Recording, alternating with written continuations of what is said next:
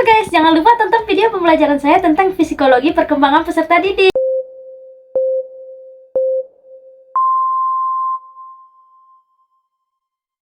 Halo, assalamualaikum. Saya Siti Apriani Hasibuan dengan NIM 2220100182 ingin menjelaskan tentang pelajaran psikologi perkembangan peserta didik, di mana pada bahasan kita kali ini yaitu perkembangan hubungan interpersonal peserta didik.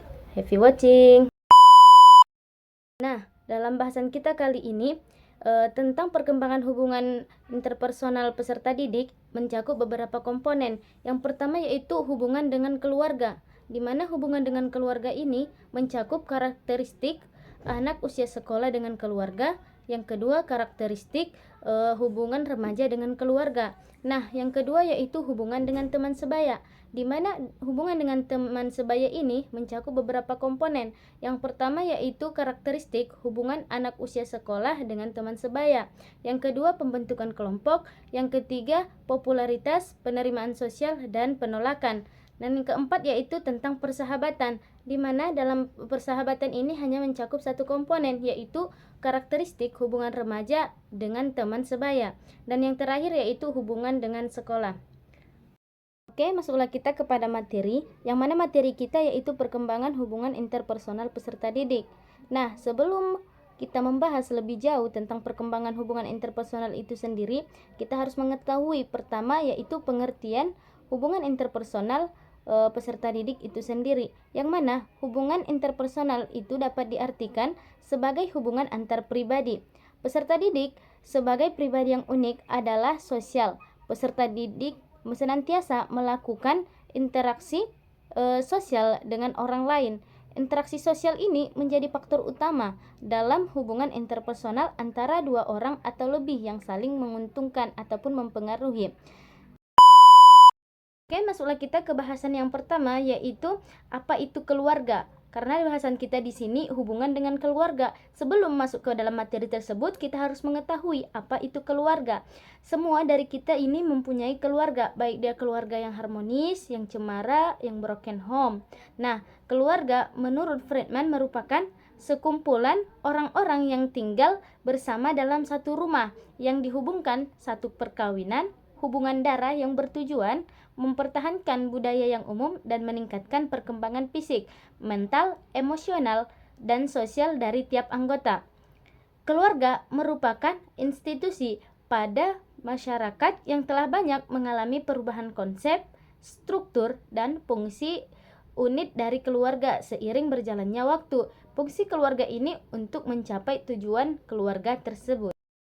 Sedangkan menurut Departemen Kesehatan Republik Indonesia pada tahun 1998 bahwa keluarga merupakan unit terkecil dari masyarakat yang terdiri dari kepala keluarga dan beberapa orang yang berkumpul dan tinggal di suatu tempat di bawah satu atap dalam keadaan saling ketergantungan. Nah, keluarga adalah lembaga pendidikan yang pertama dan utama dalam masyarakat, karena dalam keluargalah anak dilahirkan dan berkembang menjadi dewasa. Bentuk dan isi serta cara-cara pendidikan dalam keluarga akan selalu mempengaruhi tumbuh dan berkembangnya watak, budi pekerti, serta kepribadian tiap-tiap manusia. Jadi, keluarga pertama merupakan kelompok sosial pertama dan utama dalam kehidupan anak, di mana anak akan belajar tumbuh dan berkembang. Pendidikan dalam keluarga ini merupakan fondasi yang kokoh untuk kehidupan anak di masa depannya. Disinilah tata nilai pembiasaan, pelatihan disemaikan. Nah, masuklah kita kepada komponen-komponennya. Yang pertama seperti yang saya sebutkan tadi, karakteristik hubungan anak usia sekolah dengan keluarga, di mana masa usia sekolah ini dipandang sebagai masa untuk pertama kalinya anak memulai kehidupan sosial mereka yang sesungguhnya.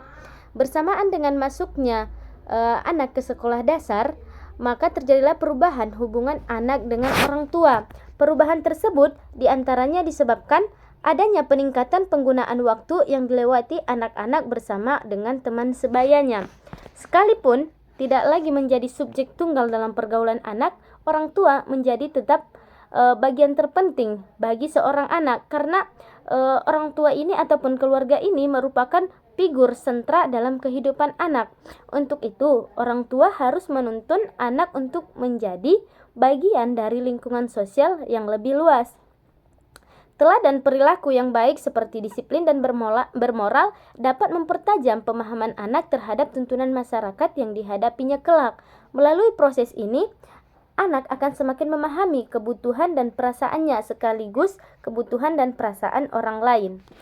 Nah, hubungan orang tua dengan anak akan berkembang dengan baik apabila kedua pihak saling memupuk keterbukaan. Berbicara dan mendengarkan merupakan hal yang sangat penting. Terlebihnya seringkali kita sebut dengan komunikasi.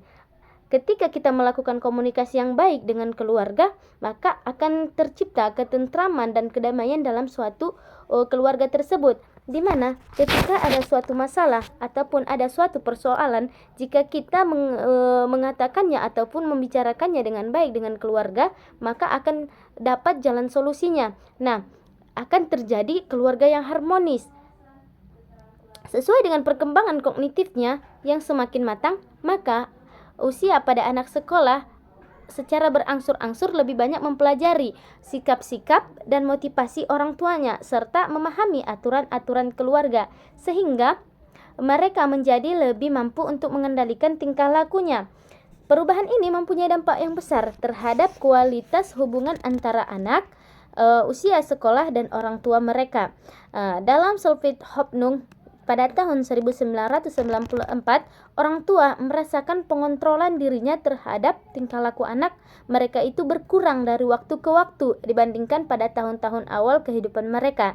Beberapa kendali dialihkan dari orang tua kepada anaknya, walaupun prosesnya bertahap dan merupakan koregulasi. Nah, dengan demikian, meskipun terjadinya pengurangan pengawasan dari orang tua terhadap anaknya selama usia sekolah dasar, bukan berarti orang tua sama sekali melepaskan mereka. Sebaliknya, orang tua masih terus memantau, memonitor usaha-usaha yang dilakukan anak dalam memelihara diri mereka, sekalipun secara tidak langsung. Remaja adalah ataupun yang disebut dengan masa remaja merupakan periode terjadinya pertumbuhan dan perkembangan yang pesat baik secara fisik, psikologis maupun intelektual. Sifat khas remaja mempunyai rasa keingintahuan yang besar, menyukai petualangan dan tantangan, serta cenderung berani menanggung risiko atas perbuatannya tanpa didahului oleh pertimbangan yang matang. Nah, menurut World Health Organization, remaja adalah penduduk dalam rentang usia 10-19 tahun. Menurut Peraturan Kesehatan Republik Indonesia Nomor 25 Tahun 2014, remaja adalah penduduk dalam rentang usia 10-18 tahun, dan menurut Badan Kependudukan dan Keluarga Berencana atau BKKBN, rentang usia remaja adalah 10-24 tahun dan belum menikah. Ada beberapa ciri-ciri remaja. Yang pertama yaitu masa remaja sebagai periode yang penting, di mana pada periode remaja, baik akibat langsung maupun akibat jangka panjang tetaplah penting. Perkembangan fisik yang begitu cepat disertai dengan cepatnya perkembangan mental, terutama pada masa awal remaja. Semua perkembangan ini menimbulkan perlunya penyesuaian mental serta perlunya membentuk sikap, nilai, dan minat baru. Yang kedua yaitu masa remaja sebagai periode peralihan. Nah, pada fase ini, remaja bukan lagi seorang anak dan juga bukan seorang orang yang dewasa. Kalau remaja berperilaku seperti anak-anak, ia akan diajari untuk bertindak sesuai dengan umurnya. Kalau remaja berusaha berperilaku sebagaimana orang dewasa, remaja seringkali dituduh terlalu besar ukurannya dan dimarahi karena mencoba bertindak seperti orang dewasa. Nah, yang ketiga yaitu masa remaja sebagai periode perubahan. Tingkat perubahan dalam sikap dan perilaku selama masa remaja sejajar dengan tingkat perubahan fisik. Selama awal masa remaja, ketika perubahan fisik terjadi dengan pesat, perubahan perilaku dan sikap juga berlangsung pesat.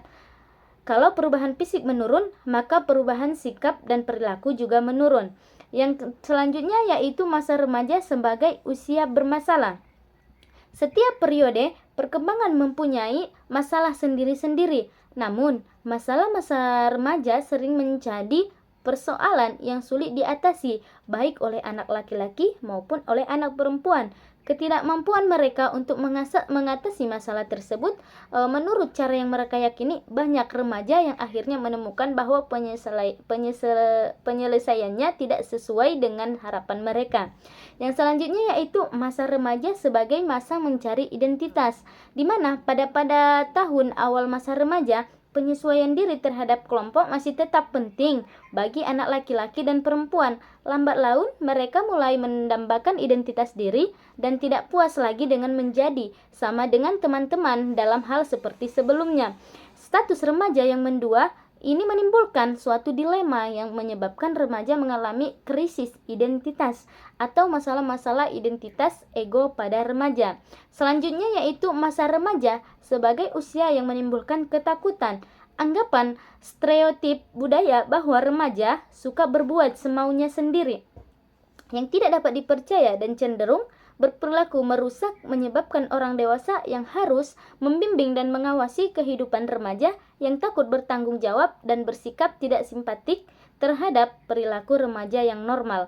Selanjutnya yaitu masa remaja sebagai masa yang tidak realistis, di mana pada masa remaja cenderung memandang kehidupan melalui kacamata berwarna merah jambu. Ia melihat dirinya dan orang lain sebagaimana yang ia inginkan, bukan sebagaimana adanya. Terlebih dalam hal harapan dan cita-cita. Harapan dan cita-cita yang tidak realistik ini tidak hanya bagi dirinya sendiri, tetapi juga bagi keluarga dan teman-temannya, menyebabkan meningginya emosi yang merupakan ciri awal dari masa remaja. Remaja akan sakit hati dan kecewa apabila orang lain mengecewakannya atau kalau tidak ia berhasil mencapai tujuan yang telah ditetapkannya sendiri. Oke, masuklah kita ke bahasannya yaitu hubungan remaja dengan keluarga. Nah, pada perubahan-perubahan fisik baik secara kognitif maupun sosial yang terjadi dalam masa remaja ini mempunyai pengaruh yang sangat besar terhadap relasi orang tua dengan remaja. Salah satu ciri yang menonjol dari remaja yang memengaruhi relasinya dengan orang tua adalah perjuangan untuk memenuhi otonomi baik dia secara fisik maupun psikologis. Pada masa ini, remaja mempunyai waktu yang sedikit berinteraksi dengan orang tua, sedangkan dengan dunia yang lebih luas lebih banyak. Nah, karena mereka berhadapan dengan bermacam-macam nilai dan ide-ide. Seiring dengan terjadinya perubahan kognitif selama masa remaja, perbedaan ide-ide yang dihadapi sering mendorongnya untuk melakukan pemeriksaan terhadap nilai-nilai dan pelajaran-pelajaran yang berasal dari orang tua. Akibatnya, remaja mulai mempertanyakan dan menentang pandangan-pandangan orang tua serta mengembangkan ide-ide mereka sendiri. Orang tua tidak lagi dipandang sebagai otoritas yang serba tahu. Secara optimal, remaja mengembangkan pandangan-pandangan yang lebih matang dan realistis dari orang tua mereka. Kesadaran bahwa mereka adalah seseorang yang memiliki kemampuan, bakat, dan pengetahuan tertentu, mereka memandang orang tua sebagai orang yang harus dihormati dan sekaligus sebagai orang yang dapat berbuat kesalahan. Sebagian dari proses pencapaian otonomi psikologis ini mengharuskan anak remaja untuk meninjau kembali gambaran tentang orang tua dan mengembangkan ide-ide pribadi. Demikian, keterikatan orang tua selama masa remaja dapat berfungsi adaptif, yang mana menyediakan landasan yang kokoh di mana remaja dapat menjelajahi dan menguasai lingkungan-lingkungan baru dari suatu dunia sosial yang luas dengan cara-cara yang sehat serta psikologis. Keterikatan yang kokoh dengan orang tua akan meningkatkan relasi dengan teman sebaya yang lebih kompeten dan hubungan erat yang positif di luar keluarga. Keterikatan yang kokoh dengan orang tua juga dapat menyangga remaja dari kecemasan dan perasaan-perasaan depresi akibat dari transisi dari masa anak-anak ke masa remaja. Begitu pentingnya faktor keterikatan yang kuat antara orang tua dan remaja dalam menentukan arah perkembangan remaja, maka orang tua senantiasa harus menjaga dan mempertahankan keterikatan ini.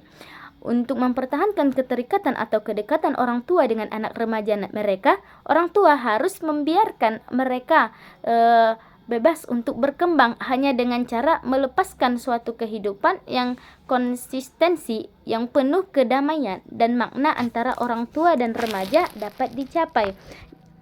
Dengan perkataan lain, bahwa ketika remaja menuntut otonomi, maka orang tua yang bijaksana harus melepaskan kendali dalam bidang-bidang di mana remaja dapat mengambil keputusan-keputusan yang masuk akal, di samping terus memberikan bimbingan untuk mengambil keputusan-keputusan yang masuk akal pada bidang di mana pengetahuan anak remajanya itu masih terbatas.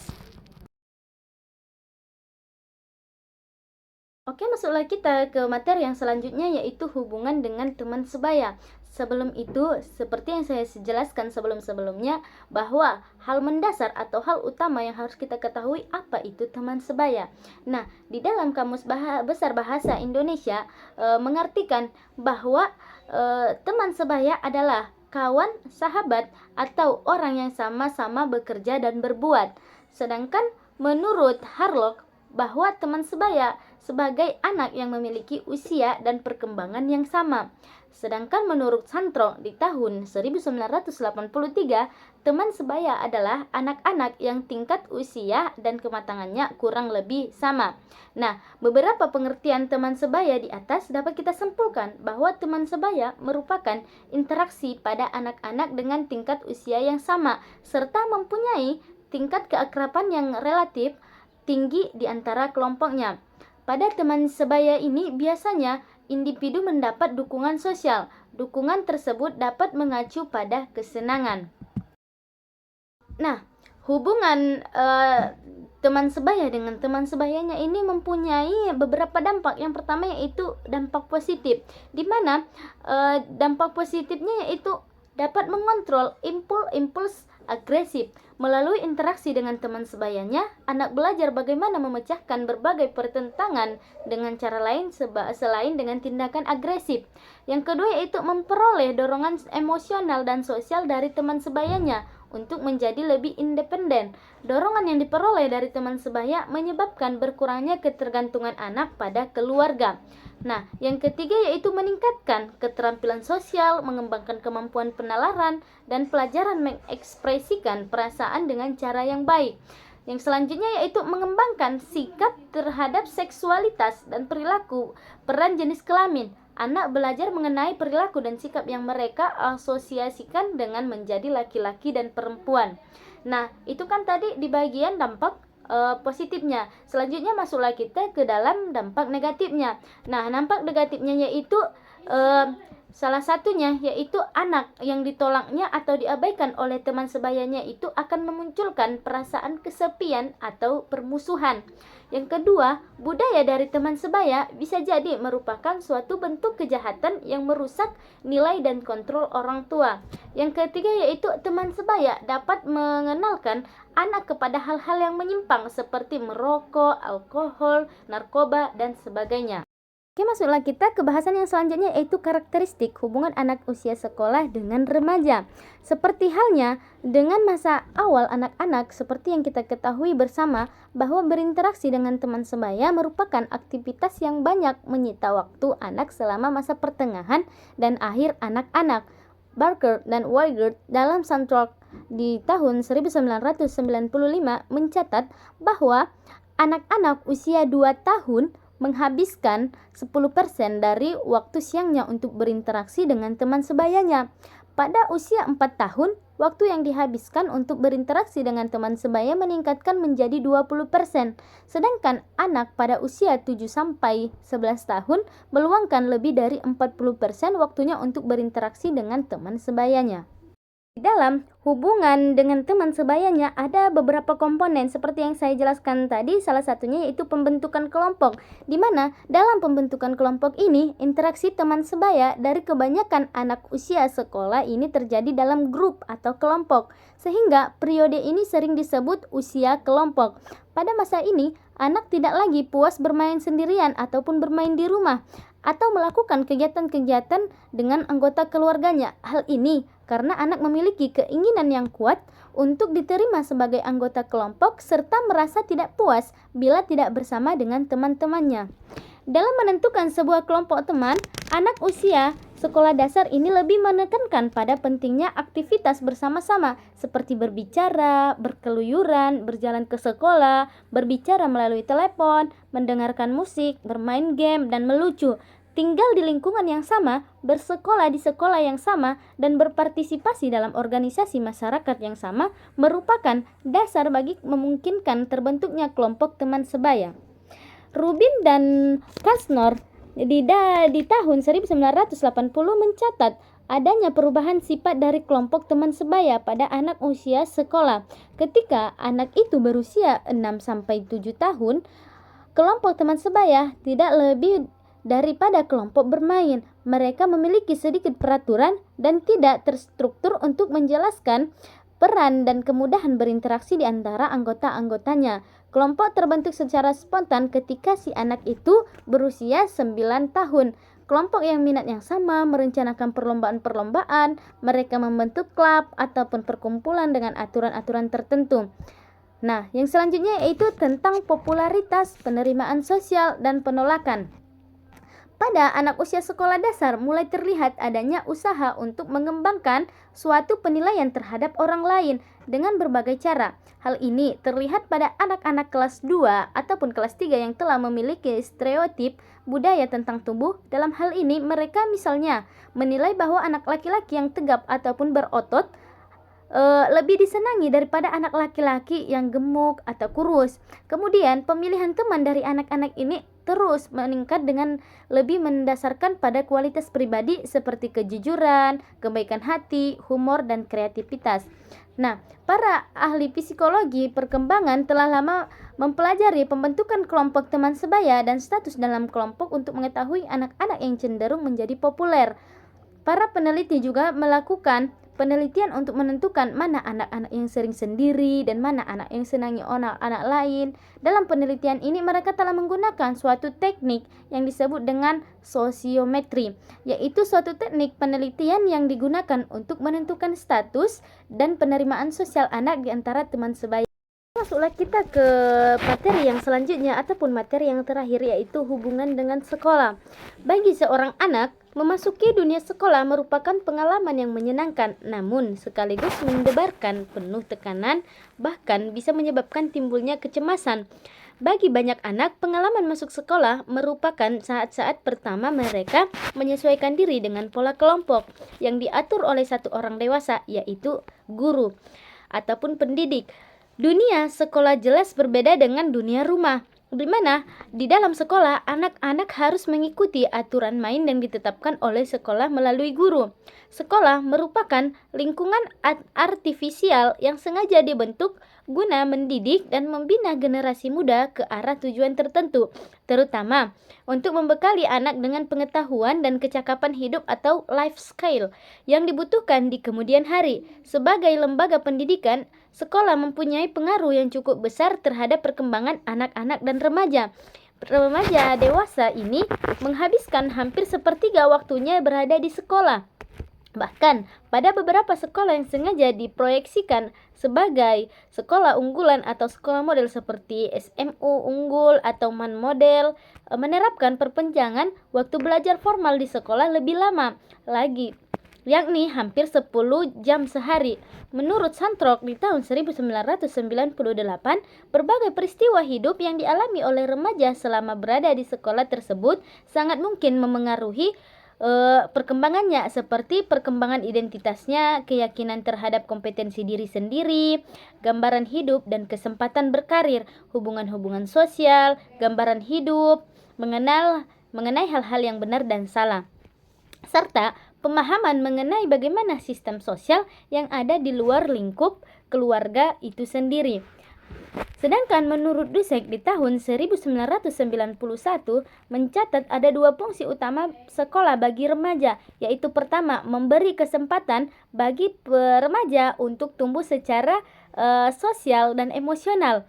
Kedua, membekali mereka dengan pengetahuan dan keterampilan yang diperlukan untuk menjadi orang yang mandiri secara ekonomi dan menjadi anggota yang produktif. Seperti dijelaskan di atas, bahwa kebutuhan akan identitas diri merupakan salah satu aspek perkembangan psikososial yang cukup menonjol pada masa remaja.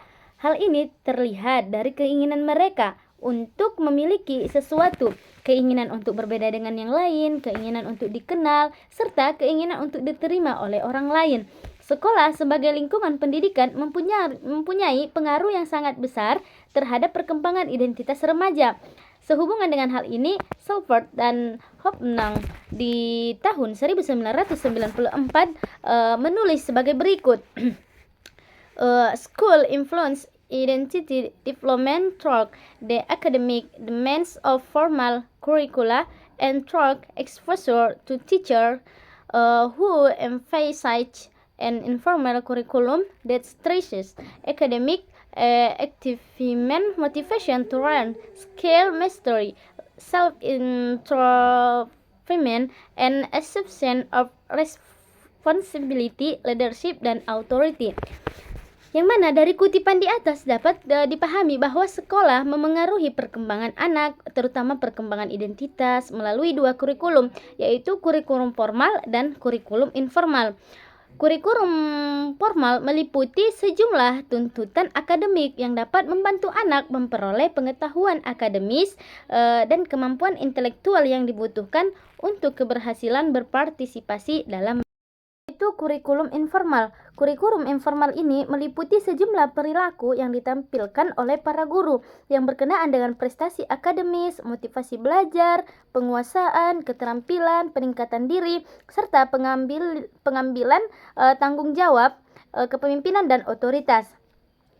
Jadi, di samping pentingnya peranan keluarga dan teman sebaya dengan perkembangan seorang anak, sekolah juga memainkan peranan yang sangat penting bagi perkembangan anak.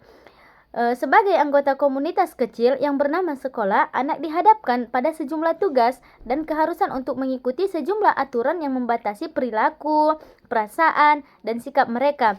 Interaksi dengan guru dan teman sebaya di sekolah memberikan suatu peluang yang besar bagi remaja untuk mengembangkan kemampuan kognitif dan keterampilan sosial, memperoleh pengetahuan tentang dunia, serta mengembangkan konsep diri yang lebih positif.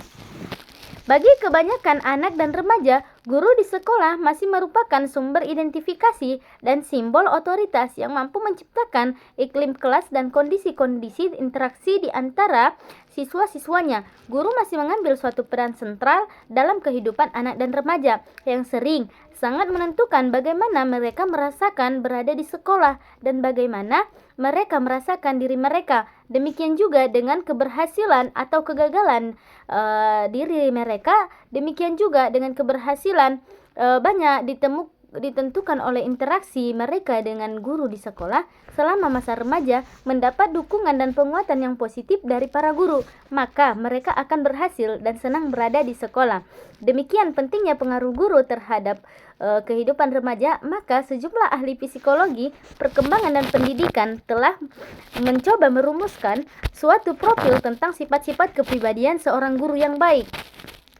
Judge atau dalam Ziegler dan Stevenson di tahun 1993 misalnya menunjukkan beberapa sifat guru yang diasosiasikan dengan keberhasilan siswa di sekolah, yaitu antusiasme, mampu membuat perencanaan, bersikap tenang, mampu beradaptasi, fleksibel, dan menyadari akan perbedaan-perbedaan individual.